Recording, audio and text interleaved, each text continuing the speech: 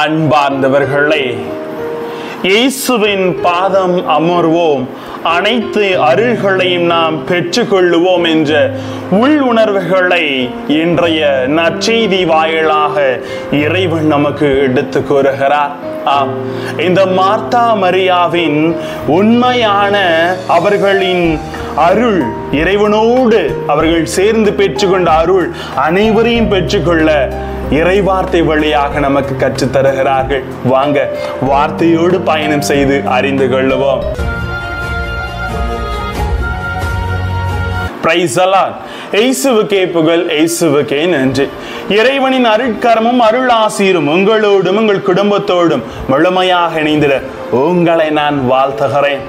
அன்புக்குரியவர்களே, மனித வாழ்க்கை என்பது பல்வேறு கவலைகள் சூழ்ந்த வாழ்க்கை முறையாகும். நம் மனங்களை தேவையற்ற பல்வேறு கவலைகளால் நிறைத்து கொண்டு அன்றாட அல்லல் பட்டு கொண்டிருக்கிறோம். இப்பேற்பட்ட சூழ்நிலைகளில் தான் இன்றைய நற்செய்தியில் மார்த்தா என்ற பெண்மணி பரபரப்போடு அனைத்தையும் தன் தலை மீது ஏற்றுக்கொள்கிறார். எது முக்கியம் என்பதை இறைவன் தெளிவுபடுத்துகிறார்.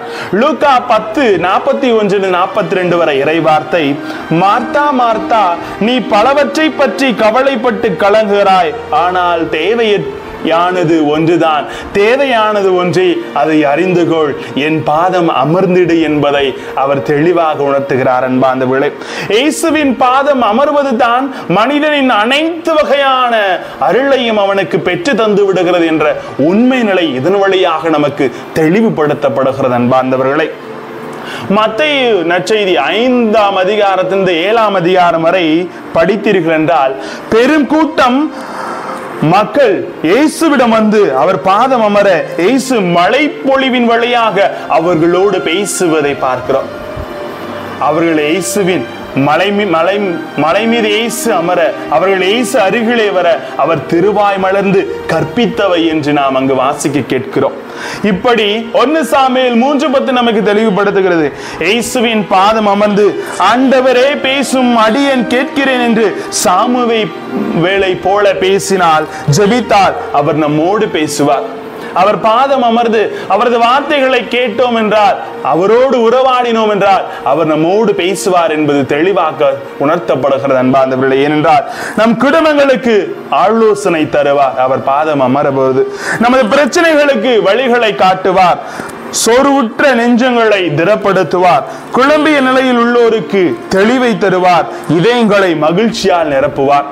நற்செய்தியில் மார்த்தா மரியா வீட்டில் தன் பாதம் அமர்ந்து சொல்லுவதை கேட்டுக்கொண்டிருந்த மரியாவை இயேசு பாராட்டுகிறார். லூக்கா நற்செய்தி 10:42 வாசிக்க கேட்கிறோம். மத்தேயு 26:8-13 வரை வாசித்தோம் என்றால், தன் பாதம் வந்து நறுமண தைலம் பூசிய பெண்ணுக்கு எல்லோரும் தொல்லை கொடுக்க இயேசு மட்டும் அவள் செய்வது முறையான செயலே என்றும் இவள் செய்தது உலகம் முழுவதும் எடுத்து கூறப்படும் என்று பாராட்டுகிறார். அவர் பாதம் அமர்ந்து நம்மை நாம் புனிதப்படுத்திக் கொள்ள வேண்டும். ஆக ஆலயத்திலே அவர் பாதம் அமர்ந்து ஒவ்வொரு நாளும் ஜெபிக்கின்ற பொழுது நிச்சயம் அவர் அருளால் நாம் நிரப்பப்படுகிறோம். அன்பார்ந்தவர்களே, இயேசு தன் பாதம் வந்து அமர்ந்த யாவருக்கும் சுகங்களையும் மன்னிப்பையும் தந்து நம் தேவைகளை நிறைவு செய்பவராகவும் இருக்கிறார் என்பது தான் தெளிவாக இங்கு உணர்த்தப்படுகிறது. பிறவி குருடன் ஆண்டவர் இயேசுவின் பாதம் தேடி வந்தான். அவன் பார்வை பெற்றான். 10 தொழுநோயாளிகள் அவர் பாதம் தேடி வந்தார்கள், சுகமடைந்தார்கள்.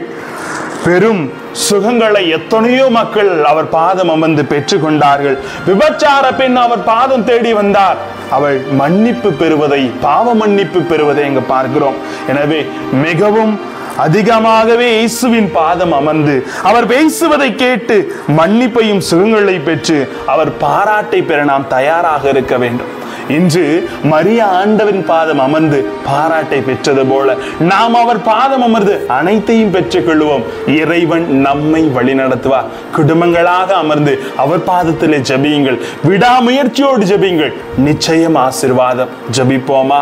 அன்பு இறைவா, எங்கள் வாழ்விலே நாங்கள் எத்தனையோ நேரங்கள் தவறினாலும் இதோ உமது பாதம் அமர நீர் வார்த்தை வழியாக எங்களுக்கு கற்பித்திருக்கிறீர். நற்செய்தியே மார்த்தா மரியாள் வீட்டிலே மரியா உமது பாதம் அமர்ந்தது போல நாங்களும் உமது பாதம் அமர்ந்து உமது அருளை பெற்றுக்கொள்ள எங்களோடு தங்கும் ஆண்டவரே. Praise the Lord.